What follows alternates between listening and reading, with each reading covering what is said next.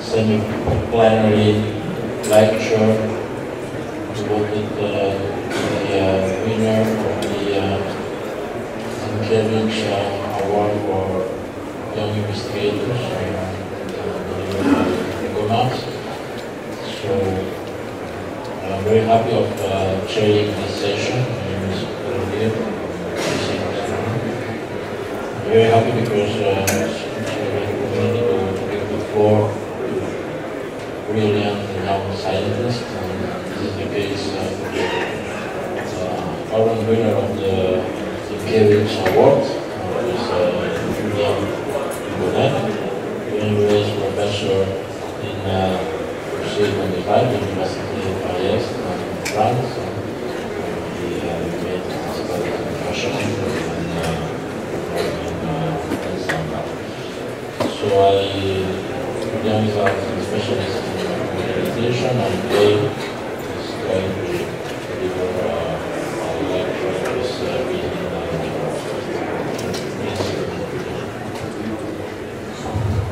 Thank you very much, Mr. Chairman. And I am very pleased and honored to be here today and have the opportunity to give a lecture under this very prestigious name of Zienkiewicz. So, the topic today is about computational homogenization, and I will give some contributions to some problems that we have today. So, what is computational homogenization? So, mainly you have a highly heterogeneous material, and you don't want to discretize your whole structure. If you have, for example, a concrete structure with all details, it can be very complex, and you want to replace it by homogeneous material. So mainly, if you have a linear problem, what you have to do is you have to solve equilibrium equation. You have to prescribe some boundary conditions satisfying some condition, for example, this condition. And if you have the straight solutions filled, all details, you can make an average and use it in this expression, and then you can compute the full effective elastic tensor. This kind of framework has been proposed among the first in a finite element context by Zienkiewicz and and many other authors in the early 80s. Now, if you go to nonlinear problems, if you are in the nonlinear context, you cannot apply the superposition principle. So, what is usually done today is that you have your structure, you have all your integration points, and you don't know the constitutive relationship in one point. So you know the strain field, for example, from one prediction in a Newton iteration, and you want to compute the effective stress. It can be in a small strain or large strain point. Then you have, for each integration point, you have to solve a problem on the RDE, so representative volume elements. You have to prescribe boundary conditions, solve your nonlinear problem, then make an average. And you have to do that for all integration points, for all iteration of the macroscopic Newton-Raphson procedure. So this kind of approach has been proposed by many authors, sometimes independently, and is sometimes called FE square methods if you are in France, especially. But this kind of technique is very costly, especially in 3D. And if you have a large mesh is at the macro scale, this can be very burdensome. So we are going to talk about some points in computational homogenization. There are many challenges. We are only to talk about 3 points. The first point is how can you handle lack of scale separation? Because what I've shown before assumes that the characteristic lengths related to the microstructure are much smaller than the macro scale. So how can you do that in a general context? A second point is how can you construct some approach that are decoupled. It means that you don't have to do this coupled multiscale approaches if you want to save time. You can do that for some specific cases I will show. And a third topic is how can you take into account some size effects that you can see in some problems, for example, in nanostructure problems. So the first topic is about non-separated scales, and the approach we have proposed use the notion of numerical filters. So if you look at concrete material, for example, you can see that even at the macroscopic scale you have some defects, you have some details that can be negligible if the applied load is have a wavelength that is very long compared to these defects, but if you apply a concentrated load in one point, you cannot neglect that you have some defects. So you cannot assume that scales are separated. And if you make kind of zoom into the material, this is real image by microscopy, you can see that the morphology and the scales are not so well defined. You have very different morphologies, imbricated, and you can see that also in some other problems, like in biomechanics problems, you cannot always clearly separate the morphologies like you have like in fiber composites. In that case, this is a difficult issue to define some scale and morphologies. So, in classical homogenization, you assume that the wavelengths that are called the lambda with the hat has a wavelength that is very large compared to the macroscale details. In that case, you can consider that the applied strength field is constant. This is the classical assumption. But what happens if the applied strength field now vary with respect to coordinate at this scale? And usually, if you make some assumption, like linear assumption, you can go to first order homogenization. But what happens if you are, in a general case, you have wavelengths that become to the same order than the wavelengths of the microscale? Then you may want to define a relation at one scale between the strain and the stress. So how can you do that? So, to summarize, the non-separated scales assumption is the case when the wavelengths related to the applied load, so the applied strain, is comparable to the wavelengths of the strain field into the microstructure. So how can we deal with that? What we have proposed is to use the notion of filters. Filters are widely used in signal treatment, of course, but also in image treatment. If you want to make a blur, you can use the notion of ghost filter. This is an illustration in 1D, so you have a signal, and you can capture some tendencies related to some wavelengths of the filter, the Gaussian filter. In the limit, you can go to the average, and it can be captured as a Gaussian filter if you take very large wavelengths. So we propose homogenization scheme with filters. So we define at one given scale mesoscopic strain and mesoscopic stress by just the filter of their microscopic counterparts. For example, you can use the Gaussian filter, which is a correlation product, with the microscopic spaces. There are other kind of filters. You can project the highly fluctuating signal on a basis, for example, a finite element function, and depending on the number of points in your coarse mesh, you can capture some different fluctuations.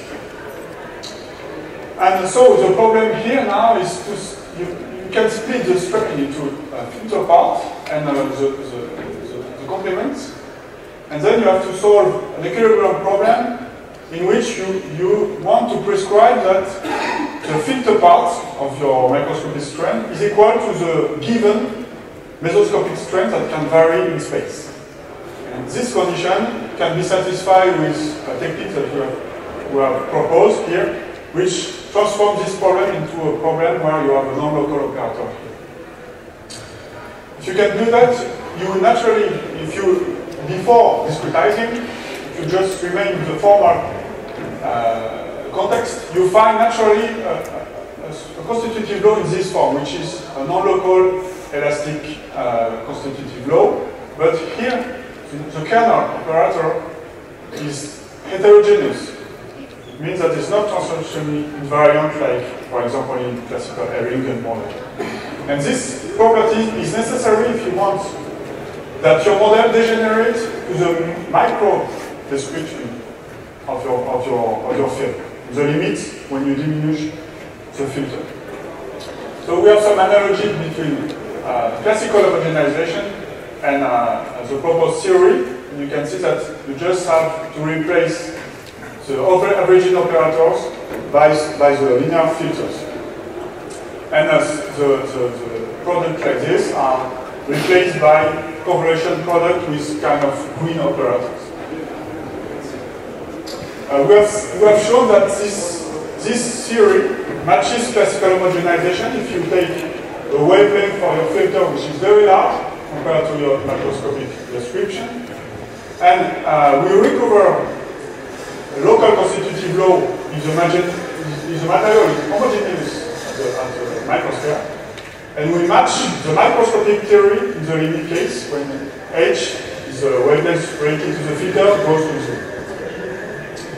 Here is a numerical example, just to illustrate how we can construct a family of homogenized models starting from the microstructure up to the scale where the scale can be separated. This is a microstructure. Imagine that it's periodic. You have a cluster of pores here. And this is a strain field that we obtained by loading. And for different models, where you have different filters with different wavelengths, capturing some different wavelengths, you can construct different models. There, this is the stress response of the model. And you can go up to the scale where it's fully homogenized, it's constant in one unit cell. But if you go to this case, you can have a kind of first order homogenization theory, but you can go complexifying and go to the limit case when you match the microscopic solution. Okay, this is an indentation problem. You have an indenter like this, you have a microstructure, and the pressure applied here, the contact area here, create a load with a wavelength which is not so large compared to the microstructure. So you cannot really assume separation of scale because you will have concentrating load here. And with the proposed technique, I haven't shown the details, but you have a discrete framework.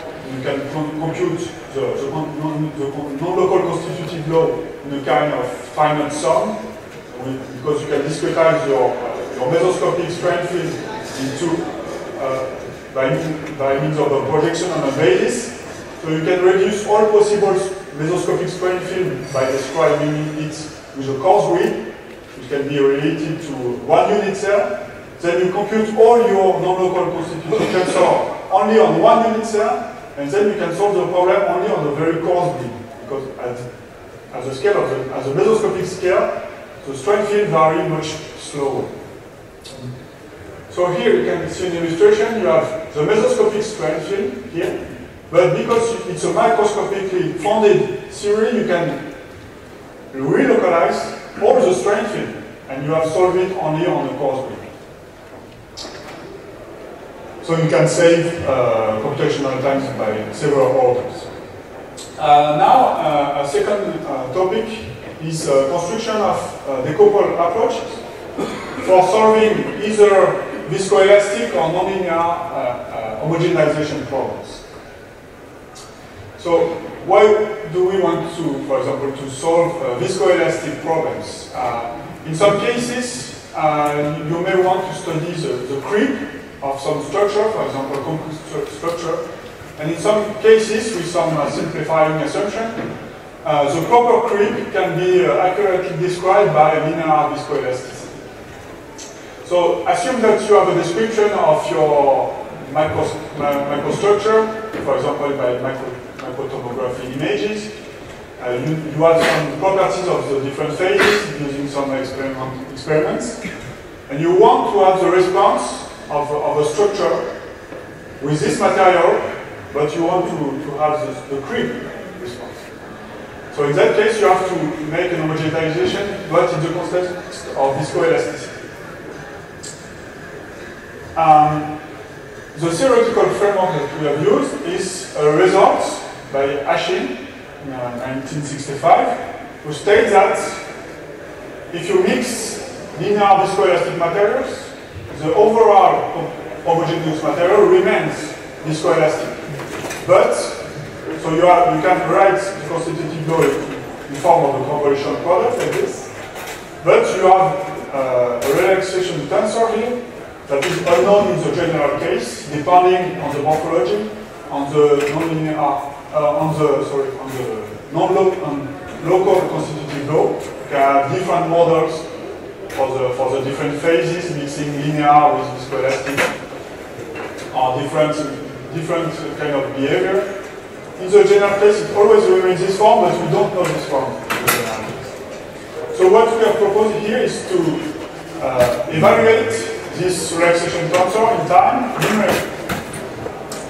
So for this purpose, we have shown that the component of this tensor can be evaluated exactly by finite element computation on one RVE by prescribing a homicide step function on the boundary. So you have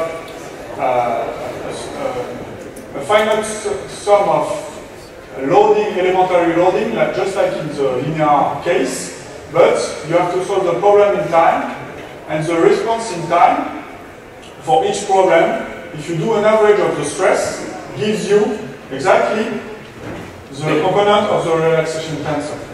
So you can sample, so for each component, it's a kind of vector, so it's just 1D. So you can sample the values in time, or approximate with exponential what you want.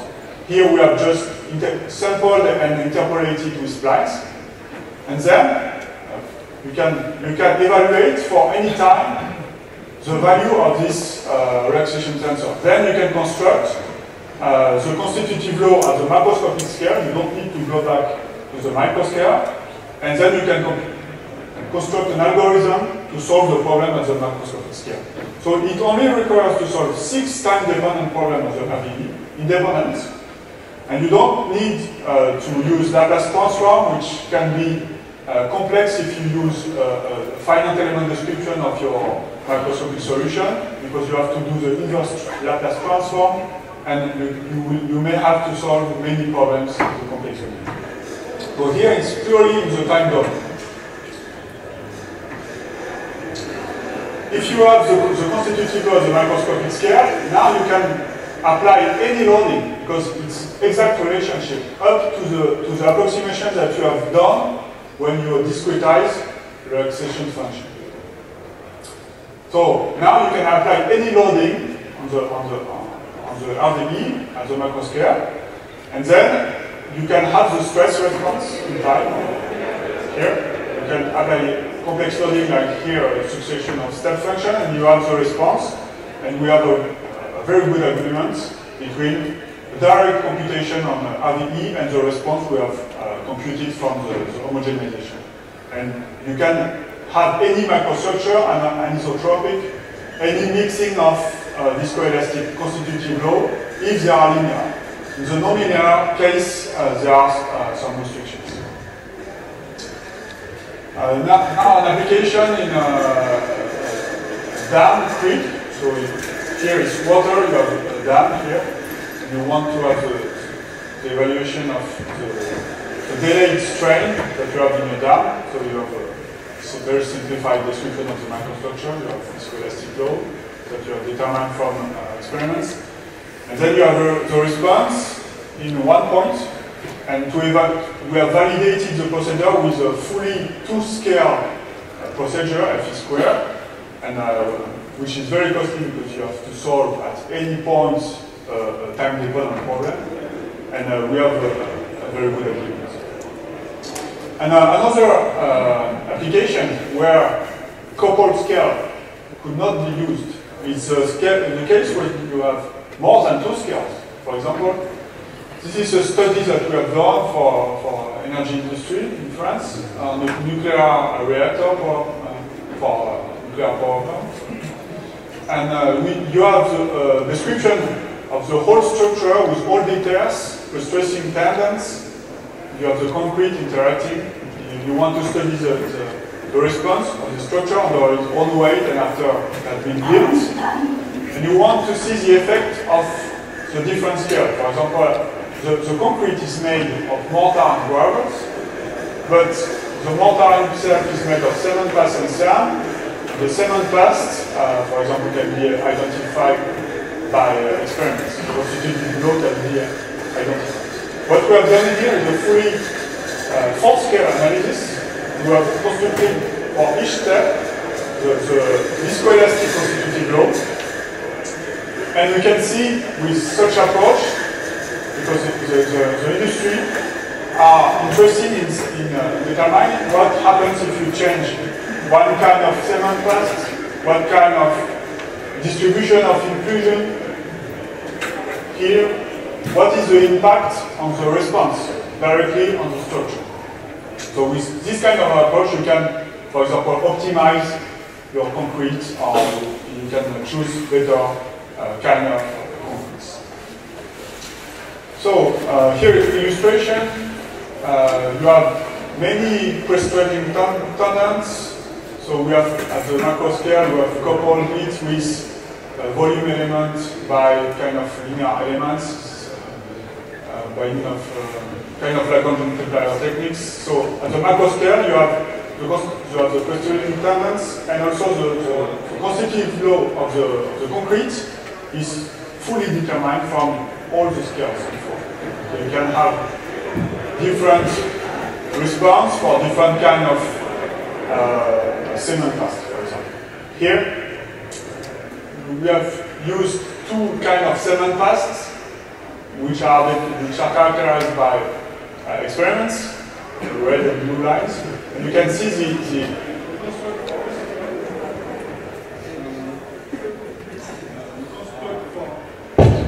for each scale, the relaxation tensor response. And then we go to the next scale, and at the scale of the structure, you have the response, for example, of 1 point in the top of the structure. Another problem is a case of nonlinear material. In the nonlinear case, it's much more complicated because the response of one RBE depends on all possible strain fields that you apply to the RBE. You cannot use the superposition principle, and you can have an effect of course, of the history of some inelastic strength. So here we just study one specific case, which is the case of nonlinear elastic problem. So it can be small strain or hyperelastic, and in that case, it can be shown that by Hill, for example, works that the constitutive law can be derived from potential.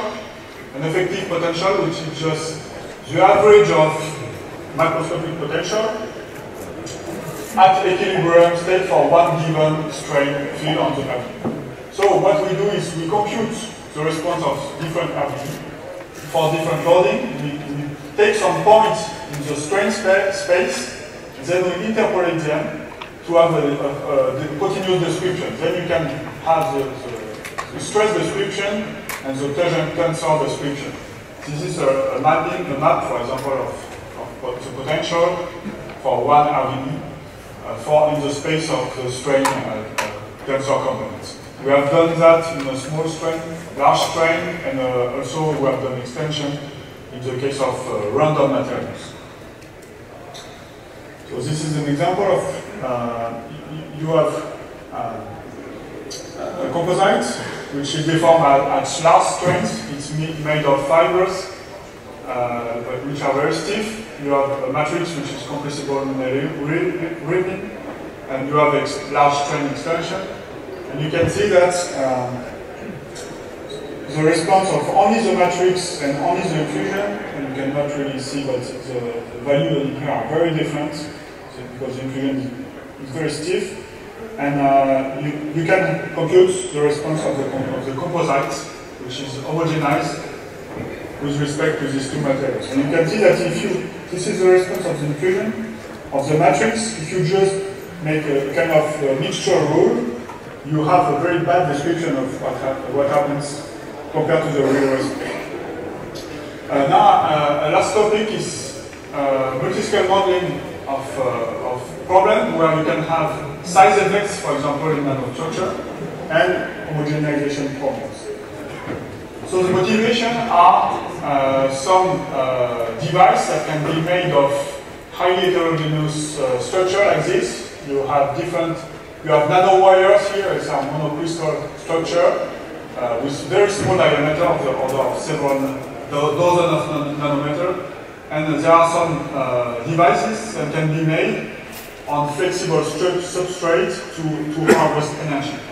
And it has been shown by many authors that for very small diameters of this such structure, you can have different material properties, for example, piezoelectric properties or mechanical properties. This is due to usually to some surface effects. You can see on one simulation like this that the atoms on the boundary of such structure are not the same environment, and so they create kind of compression on the rest. So the effective behavior is different.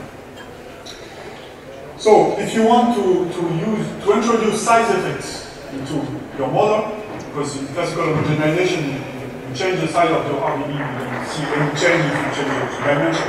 You have to introduce a surface energy. So for example, in elasticity framework, you can use the framework of Curtin and Nordup, and you, in addition with your bulk equilibrium equation, you introduce surface equilibrium. So you have a kind of membrane with its own behavior. And this is surface divergence, surface quantities, surface stress, which are defined by means of some projector on the surface. If you do that and introduce that in a finite element context, you will have additional terms which are integral on the surface. So you can see that if you change the dimension, the ratio between the surface and the volume will not be constant. So you will have different effective properties if you change the dimension. So in film discretization, you will have, in addition with your classical stiffness matrix, a surface stiffness matrix, and you may have surface forces, which may come from the residual stress. And you have some parameters related to the surface that you have to identify. So if you want to solve that for complex morphology, you can use extend level set approaches, so you can describe the surfaces and interfaces in a very convenient manner. And what we have done here is that we have introduced the surface integrals related to these terms are computed by means of the level set function. So you can use a regular grid and introduce some complex morphologies with surface energy. So you can study, for example, the statistical response of nanoporous materials, and you can use always the same regular grid and introduce many different morphologies. You just change the level set description. And you also have the surface energy on each surface here of the board. And so you can study the response, homogenized response of the composite with respect to the size, and you can see that you have some size effects. So to identify this problem, you can do it by computing some atomistic simulation, for example, ab initio simulation. So what we have done is we have used a surface model here. You have free surface here, and you can prescribe some condition on the tangent plane, and then you can have an access to the energy. You can derive it and find the elastic components of the system, and you can separate the influence of the bulk and the surface. We have proposed a method for that, and then you can evaluate the surface parameter. If you have all this framework, you have the finite element framework, you have the homogenization framework, you have a technique to identify this parameter. Then you can go to large system where you don't want to introduce the description of all atoms, but you want to have a right description of the physics.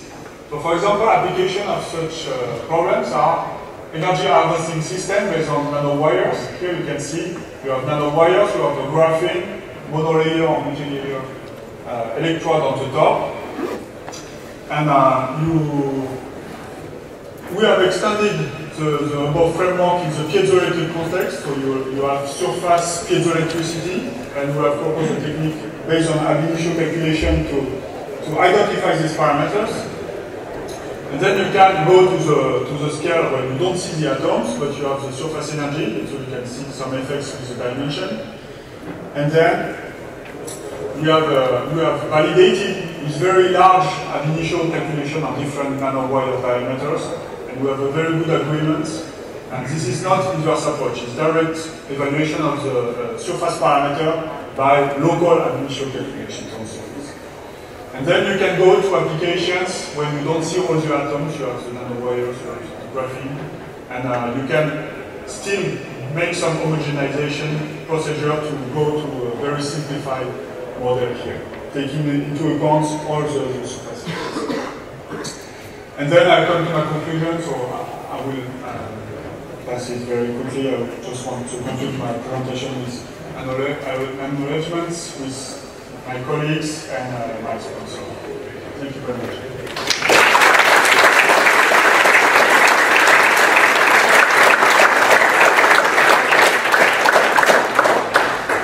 Thank you.